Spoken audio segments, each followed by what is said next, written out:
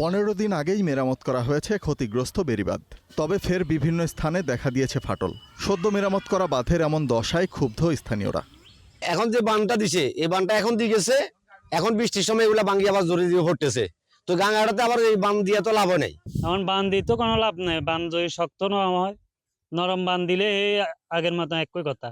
গত বর্ষায় উজানের ঢল আর বৃষ্টিতে মুহুরী, কহুয়া, সিলোনিয়া নদীর 35টি স্থানে ভাঙনে ডুবে যায় ফেনীর 3 উপজেলার শতাধিক গ্রাম।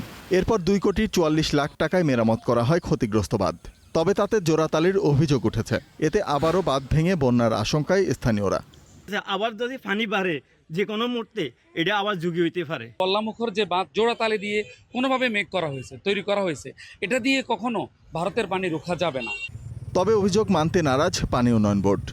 বাঁধের ঝুঁকিপূর্ণ স্থানগুলো মেরামত চলমান রয়েছে।